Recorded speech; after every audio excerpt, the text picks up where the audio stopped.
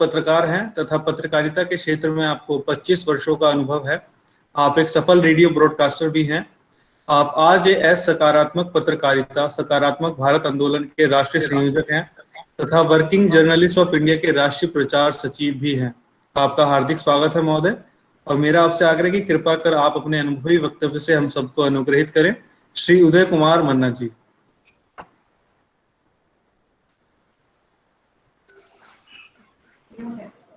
Sir unmute कर लीजिए अपने आप को एक बार।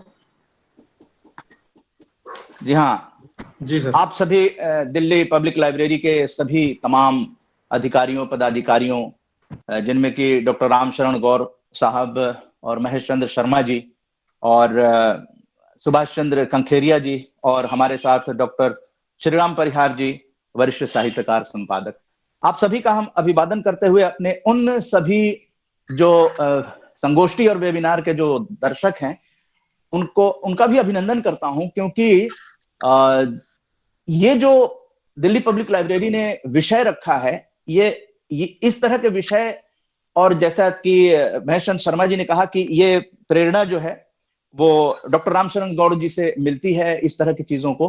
तो मैं यहाँ पर कार्यक्रम शुरू करने से पहले ही मैं ये बता दूं कि ये कहीं ना कहीं नारद जी से जुड़ा हुआ आज जो है वक्तव्य वाल्मीकि जी पे किया जा रहा है। उसमें नारद जी भी आते हैं, ब्रह्मा जी भी आते हैं। नारद जी सबसे पहले आदि पत्रकार रहे हैं। नारद जी ने ही पत्रकारिता भारत के अंदर या विश्व के अंदर कहें उन्होंने शुरू की थी। तो एक इस तरह की किंवदंतियां आती गई और इन किंवदंतियों के आधार पे ही वाल्मीकि जी की भी किंवदंतियां जो है धीरे धीरे जो है वो साहित्य के अंदर आती गई और कई तरह के रामायण लिखे गए। तो इस तरह के विषयों को लेकर अगर दिल्ली पब्लिक लाइब्रेरी काम कर रही है तो इसके लिए नमन है, वंदन है। मैं सबसे पहले आप लोगों को अभिनंदन करता हूं और जुड़े हुए सभी दर्शकों का, क्योंकि हम लोग केवल वाल्मीकि जी को जानते सभी हैं। आप बच्चे से भी पूछिए तो हाँ वो बता देगा, लेकिन यहाँ पर एक चीज जो आती है जो हम लोग समाज में नहीं स्थापित कर पाते हैं कि वो वाल्मीकि जी ने रामायण लिखी है या तुलसीदास जी ने, वहां पे बच्चे कंफ्यूज हो जाते हैं। इसलिए जनरल नॉलेज का क्वेश्चन हो जाता है, इसलिए समाज में रामलीलाओं के माध्यम से, लेकिन वहां पर भी इन चीजों को स्थापित नहीं कर पाते हैं कि रामायण जो है वो संस्कृत में है, रामचरितमानस जो है वो अवधी भाषा में है, वो तुलसीदास जी ने लिखा है। तो कहीं ना कहीं आपका जो है वो बहुत ही सार्थक प्रयास है, इसके लिए नमन है, वंदन है। और वाल्मीकि जी को नमन वंदन करते हुए मैं कहूंगा, वंदऊ मुनि पद कंजू रामायण जेहि निर्मऊ सखर सुकोमल मंजू दोष रहित दूषण रहित दूषण सहित। तो ये वाल्मीकि जी का मैं वंदना चरण स्पर्श करते हुए, और उनका जो विषय रखा गया है कि युवाओं के जो है प्रेरक व्यक्तित्व वाल्मीकि जी निश्चित रूप से प्रेरक हैं। इसी विषय पे हम सिर्फ वाल्मीकि जी को जानने का नहीं बल्कि समझने का प्रयास करेंगे। तो जैसा मुझे कहा गया कि समय मेरे ख्याल से 15 मिनट के लिए कहा गया है, तो मैं चाहूंगा कि मैं उसमें ही अपने वक्तव्य को समेट सकूं। हालांकि एक एक विषय बिंदु जो है आप जानते हैं, महाकाव्य पे बात करना और वाल्मीकि जी का इतना विराट व्यक्तित्व रहा है, तो उस व्यक्तित्व को छंद छंद करके हम लोग थोड़ा सा एक प्रीव्यू करने की कोशिश करेंगे, उनके जीवन को सार जो है समझने की कोशिश करेंगे। जैसा कि सबसे पहले जो थे उन्होंने स्वागत करते हुए जो कहा था कि वाल्मीकि जी का व्यक्तित्व का बखान किया था। वाल्मीकि जी का व्यक्तित्व क्यों विशाल था? क्योंकि उन्होंने तपस्या की थी। ये युवाओं को प्रेरणा इन चीजों से लेनी चाहिए कि बिना तपस्या के कोई चीज हासिल नहीं होती है। और जैसा कि रामशरण ये महेश शर्मा जी ने कहा कि वो चींटियां या दीमक या जो कुछ भी है वहां से वाल्मीकि शब्द जो है आया है।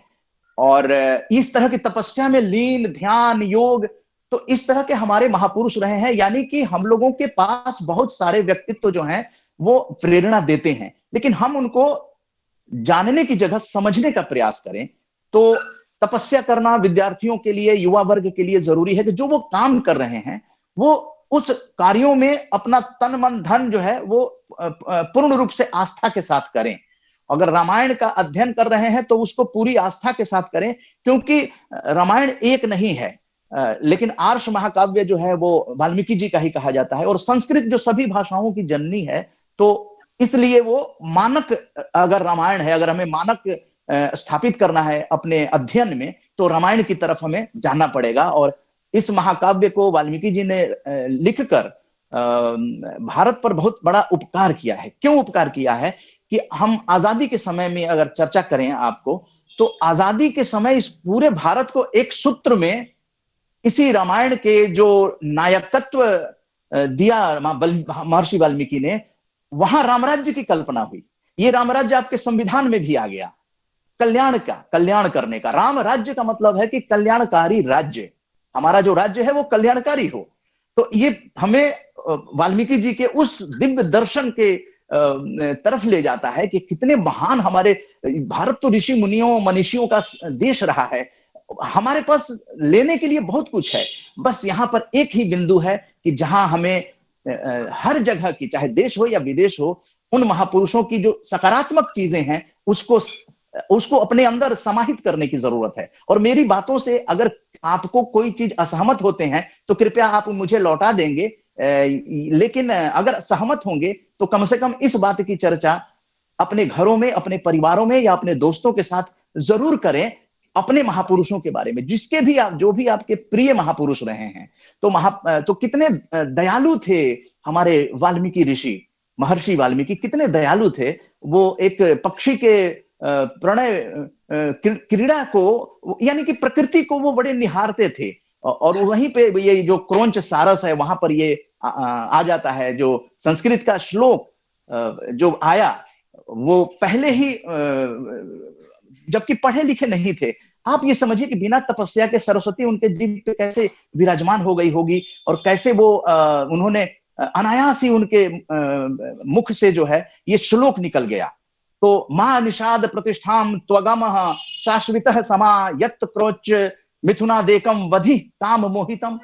और उन्होंने एक श्राप एक की तरह से निकला, लेकिन वो किसी को पीड़ा नहीं देने वाले महान आत्मा थे, लेकिन किसी की पीड़ा को देख भी नहीं सकते थे। जैसे ही नर को तीर लगा, वो व्याकुल हो गए, जैसे मादा रोने लगी, विलाप करने लगी, तो वो अंदर से द्रवित हो गए और उनके मुंह से अपने आप ये पहला श्लोक जो है वो पहला श्लोक निकला। और फिर नारद जी आते हैं, जैसा कि किंवदंती में कहा जाता है। फिर नारद जी ने जो है, ब्रह्मा जी आते हैं, उससे पहले नारद जी ने जब पूछा था, इस तरह की किंवदंतियां हैं कि उस काल में वाल्मीकि जी को कुछ न कुछ इस तरह का वो तपस्या से ये ज्ञान प्राप्त हुआ, तो वो यहाँ पर लिखना शुरू कर दिए। यहाँ पर ये भी ध्यान देने योग्य बात है कि वाल्मीकि जी को अपने किताब पे बहुत ज्यादा ये होने लगा, तो उसमें एक और उदाहरण आता है कि हनुमान जी प्रकट होते हैं और उन्होंने शिलालेख पर लिख दिया वो, क्योंकि वो तो प्रत्यक्षदर्शी थे, राम जी के चरित्र से प्रत्यक्षदर्शी थे वो। तो उन्होंने जो लिखा, तो वाल्मीकि जी ने कहा कि अरे हमसे बढ़िया रामायण किसने लिख दिया है। तो वो बड़े व्याकुल हो गए कि हमारा रामायण कौन पढ़ेगा। तो यहाँ पर इस तरह की किंवदंतियां हैं कि हनुमान जी प्रकट हुए, उन्होंने उनके जो अहम था एक इंसान के अंदर नहीं रहना चाहिए, तो हनुमान जी वहां पर प्रकट होकर फिर कहते हैं कि नहीं, आपका ही रामायण पढ़ेगा, मैं तो सिर्फ एक आपको इस तरह की बातें बताने के लिए यहाँ पे ऐसा किया था। फिर वो शिलालेख वगैरह खत्म कर देते हैं हनुमान जी। तो इस तरह की बहुत सारी चीजें हैं उनके व्यक्तित्व को लेकर। कश्मीर से कन्याकुमारी तक रामायण का अपना एक अलग ही महत्व है। लेकिन अब अगर कई हजार रामायण लिखे हुए हैं और उनमें कई चीजें जो है अपने अपने हिसाब से, अब कम रामायण पढ़ेंगे तो उसमें कुछ और चीजें घटित हो जाती हैं। तुलसीदास जी ने भी कुछ ऐसी चीजें लिख दी हैं जिस पर काफी बवाल भी हो जाता है। लेकिन अगर मानक रामायण की बात करेंगे तो आर्ष महाकाव्य जो है वो रामायण को ही हम लोग मानकर आगे बढ़ सकते हैं। और जिस तरह से उन्होंने राम को अपना नायक बनाया है, तो राम के आदर्शों को भारत में स्थापित करने की आज भी और कल भी और भविष्य में भी जरूरत रहेगी, क्योंकि देश और विदेश में भी, और रामलीलाएं तो आप जानते हैं कि अलग अलग देशों में रामलीलाएं होती हैं। इसका मतलब राम जो है वो हमारी संस्कृति से जुड़े हुए हैं।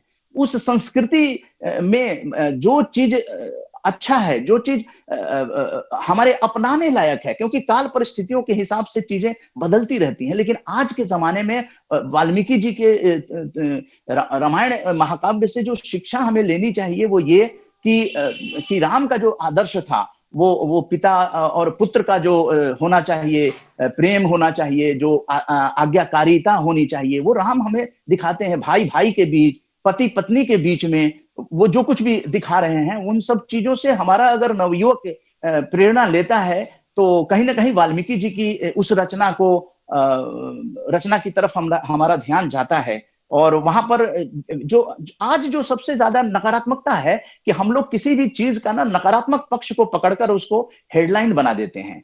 और नारद जी हमें शिक्षा देते हैं कि नारद जी ने लोगों को जोड़ने का काम किया है। जहां भी कोई व्याकुल होता था तो वो वहां पहुंच जाते थे, ऐसी दिव्य शक्ति उनके अंदर थी। तो तमाम उलझनों को सुलझाने में नारद जी जो हैं वो एक बड़ा अच्छा नारद जी ने काम किया है। तो वहां से वाल्मीकि जी भी प्रेरित हुए, राम के बारे में नारद जी ने ही बताया था। तो इस तरह की पत्रकारिता के माध्यम से भी हम लोग वाल्मीकि जी को इस तरह से स्थापित करें कि जो युवक हैं वो वाल्मीकि जी के उन चीजों को अपने अंदर आत्मसात करें और समझने का प्रयास करें उनके व्यक्तित्व को, कि वो एक आत्मा परमात्मा के मिलन के रूप में उन्होंने इस महाकाव्य की रचना की। उन्होंने ऑथेंटिक चीजों को अपने और उनके ऊपर बहुत सारा आशीर्वाद था, देवताओं का आशीर्वाद था, और वो रचना कर रहे थे अपने तप तपस्या त्याग से। और न केवल पढ़े लिखे नहीं थे, और उसमें फिर रत्नाकर का भी जिक्र आ जाता है। वो सारी चीजें हुई हैं, लेकिन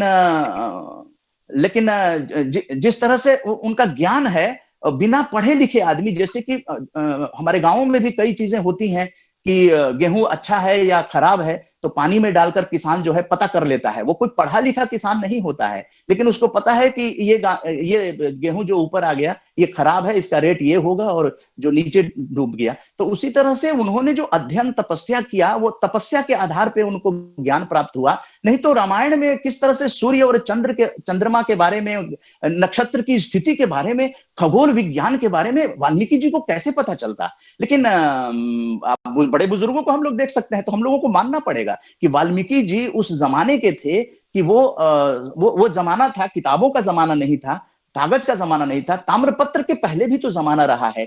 कि किस तरह से वो चीजों को किंवदंती के आधार पर, और किस तरह से जब सीता को आश्रय दिया वाल्मीकि जी ने अपने आश्रम में, और वहां लव कुश जन्म लिए, तो वहां पर किस तरह से उन्होंने लव कुश को शिक्षा दिया, संस्कार दिया, और उसी न केवल शिक्षा संस्कार बल्कि अस्त्र शस्त्र का ज्ञान भी दिया। तो हमारे ऋषि मुनियों की तरफ हमें लौटना पड़ेगा, और लौट कर हम लोगों को उन चीजों को अध्ययन करना पड़ेगा कि आखिर ऐसा व्यक्तित्व हमारे ही पास है। तो हम लोग जो युवा वर्ग जो है, जो पाश्चात्य संस्कृति में ही सब कुछ सफलता ढूंढता है, तो हम लोगों को ये दिल्ली पब्लिक लाइब्रेरी का ही नहीं, बहुत से संस्थाएं भी इस तरह के प्रयास में लगी हुई हैं। और राम जानकी संस्थान, आप जानते हैं, आरजेएस जो है 5 सालों से इन्हीं सब महापुरुषों को लेकर श्रद्धांजलि देकर 134 बैठकें और 12 वेबिनार, 1 दर्जन वेबिनार, इन्हीं महापुरुषों को श्रद्धांजलि देकर, साथ में हम लोग अपने पूर्वजों को भी श्रद्धांजलि देते हैं, ताकि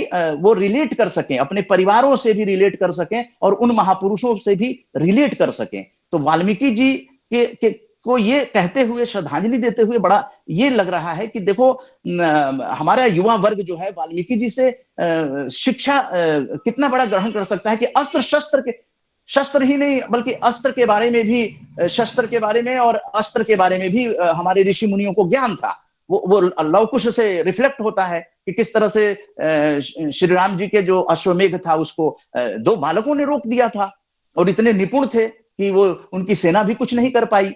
तो इस तरह से हमें ऋषि मुनियों के आदर्श को युवाओं में उनको समझाना पड़ेगा कि यही हमारे आदर्श होने चाहिए। और राम दरबार के फोटो घर घर में लगते हैं, वहां पे हम लोगों को कोशिश ये करनी चाहिए कि वाल्मीकि जी के भी फोटो जो है वहां पे लगाए जाएं। अब थोड़ा सा आ जाते हैं हम लोग की प्रेरक व्यक्तित्व तो हम लोग कहते हैं, लेकिन समाज में वाल्मीकि समाज, अब थोड़ा सा हम लोग इतिहास में और आर्ष महाकाव्य की चर्चा करने के बाद, क्योंकि समय की सीमा होती है, यहां पर यह बताना भी सकारात्मकता जरूरी है कि हमारे जो समाज में वाल्मीकि समाज, ये देखिए भारत का समाज है, भारत के महापुरुष हैं, वो भारत का समाज है, लेकिन हम लोगों ने इस समाज को कैसे खंड खंड कर दिया है, और उसमें राजनीति कैसे आ जाती है, और किस तरह से इसका जो है वो फायदा लोग उठाते हैं। तो हमें इन चीजों से बचना पड़ेगा। ये भारत के बहुत बड़े आदि कवि रहे हैं, और सारे भारतीयों के ये नमनीय हैं। ये रिफ्लेक्ट करना, ये समझाना कि वाल्मीकि समाज जो है ये भारतीय समाज है। लेकिन हम लोग कैसे कर सकते हैं? हमारा समाज ऐसे महापुरुषों पे भी बढ़ जाता है। एक महापुरुष को लेकर चलते हैं, दूसरे महापुरुष को हम लोग कुछ और समझते हैं, नकारात्मक विचार देते हैं। देखिए, हर आदमी में कुछ ना कुछ खूबियां होती हैं, कुछ कमियां होती हैं। तो हमारे समाज को चाहिए वाल्मीकि जी से प्रेरणा लेते हुए कि जितना उनके अंदर, हमारे महापुरुषों के अंदर जितनी खूबियां हैं, सार सार को गही रहे थोथा दे उड़ाए। क्या दिक्कत है इसमें? कोई दिक्कत नहीं है कि हमारे अगर किसी महापुरुष में कोई कमी है, वो रिफ्लेक्ट करते हैं। कहा जाता है कि वो इस कुल में जन्म लिए, लेकिन उनको कोई उठा कर ले गया और फिर वहां पे पालन पोषण हुआ, इसलिए वहां से ये वहां के हो गए, लेकिन असली में वो ये थे। अरे भाई, वो भारत के थे, हमारा संविधान, हम भारत के लोग, हम भारतीय हैं। यही रिफ्लेक्ट करके महापुरुषों से अगर समझना है तो हमें भारतीय बनकर ही किसी महापुरुष को समझा जा सकता है। नहीं तो हम सिर्फ वाक्पटुता में तो बेहतर कर जाएंगे, बहुत अच्छे श्लोक और उसके द्वारा, लेकिन हम उसको जीवन में धारण कैसे करें? नौजवानों को इन महापुरुषों के आधार पर पूरे भारत को एक सूत्र में कैसे बांध सकते हैं? राम ने जो एक सूत्र में बांध सकते हैं पूरे राम में, उसको उसमें विभेद करना, जय श्री राम कह देने से अगर वो किसी और से रिकॉग्नाइज हो जाता है, क्या वाल्मीकि जी ने ये सोचकर किया था? उन्होंने तो आत्मा परमात्मा के हिसाब से भारत में एक सदाचार, आदर्श और प्रतिभा संपन्न लोगों का गुणगान करने का उन्होंने बीड़ा उठाया, त्याग तपस्या की, अपने शरीर को किस तरह से गला दिया होगा, ये तो हम लोग कल्पना कर सकते हैं, क्योंकि हम लोग इस पीढ़ी के हैं। लेकिन उस पीढ़ी में किस तरह से उन्होंने रामायण की रचना की होगी, जो कि संस्कृत सभी भाषाओं की जननी है, वो कोई सीख नहीं पाता था। आज भी संस्कृत आप पढ़ने जाइए तो कई साल लग जाएंगे सीखने में, लेकिन ऐसे श्लोक और शुद्ध श्लोक और किस तरह से वाल्मीकि जी ने लिखा होगा। तो मेरे ख्याल से मैं समय चाहूंगा कि मेरे पास अगर समय है तो मैं आगे बढ़ूं, नहीं तो फिर मैं यहाँ उपसंहार करने की कोशिश करूंगा। सर, समय की थोड़ी सीमा है भाई यहाँ पर, तो जी, तो मैं उपसंहार कर देता हूं।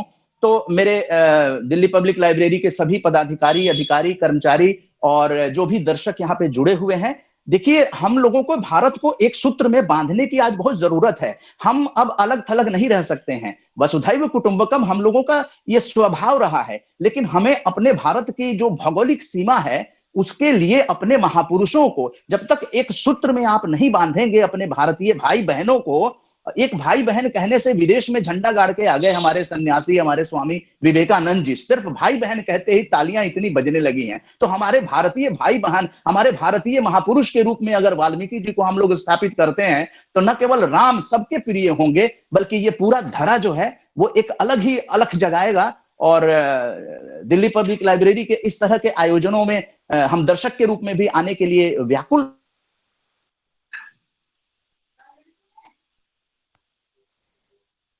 जो लोग भी फेसबुक से जुड़े हुए हैं उदय मन्ना आईडी से, तो वो लोग देखते होंगे कि लगातार उस दिन के महापुरुष और अगले दिन के महापुरुष की पुण्यतिथि और जयंती पर हमने 31 अक्टूबर को और 30 अक्टूबर को वाल्मीकि जी को श्रद्धांजलि दिया था। अपने फेसबुक फ्रेंड्स और आरजेएस व्हाट्सएप ग्रुप के 19 ग्रुप हैं, 25 राज्यों के लोग जुड़े हुए हैं। तो देशभक्ति की अलख जगाने में तो हम लोग निश्चित रूप से, और पुस्तक भी आ रही है जिसमें महापुरुषों के अपने अलग दृष्टिकोण से लिखा गया चीज होगा। जो मैंने बोला है सच में वो जीवन जीने वाली चीजें युवा वर्ग अगर प्रेरित हो जाए अपने महापुरुषों से, क्योंकि वहीं से उनको दिशा मिलेगी, वहीं से वो एक अपना रास्ता तय करेंगे जो भारत को मजबूत बनाने के लिए बहुत ही बेहतर होगा। इसलिए वाल्मीकि समाज भारतीय समाज है, यही कहते हुए मैं अपनी वाणी को विराम देता हूं। और डॉक्टर रामशरण गौर जी, महेश चंद्र शर्मा जी को तो मैं कार्यक्रमों में, जब मैं कवरेज वगैरह में जाता था, कई बार सुना है, और जब भी सुना है एक अलग ही नॉलेज मिलता है। तो महेश चंद्र शर्मा जी, आपको भी नमन करेंगे, वंदन करेंगे। मैं उदय कुमार मन्ना अपनी वाणी को यहीं विराम देता हूं। आपने मौका दिया, इसके लिए सभी को धन्यवाद। दर्शकों को भी जिन्होंने मुझे सुना उसको धन्यवाद। आप चर्चा कीजिए महापुरुषों पे, मैं शामिल रहूंगा। धन्यवाद। जय हिंद। धन्यवाद महोदय, बहुत ही ज्ञानपूर्ण आपका वक्तव्य रहा, बहुत ही प्रेरक वक्तव्य। शुरुआत में आदरणीय उपाध्यक्ष महोदय ने भी जिक्र किया था श्री राम जी का, कि कैसे उन्होंने अखंड दंडवत प्रणाम महर्षि वाल्मीकि जी के आश्रम में किया और कहा कि तुम त्रिकालदर्शी मुनि नाथा, विश्व बदर जिमि तुम्हारे हाथा। यानी कि आप तीनों लोगों को जानने वाले स्वयं प्रभु हैं, यानी कि स्वयं भगवान ने वाल्मीकि जी को भगवान की उपाधि दी थी। ऐसे ही विशाल व्यक्तित्व वाले महर्षि वाल्मीकि के बारे में हम और भी जानेंगे। और कार्यक्रम को अग्रसर करते हुए मैं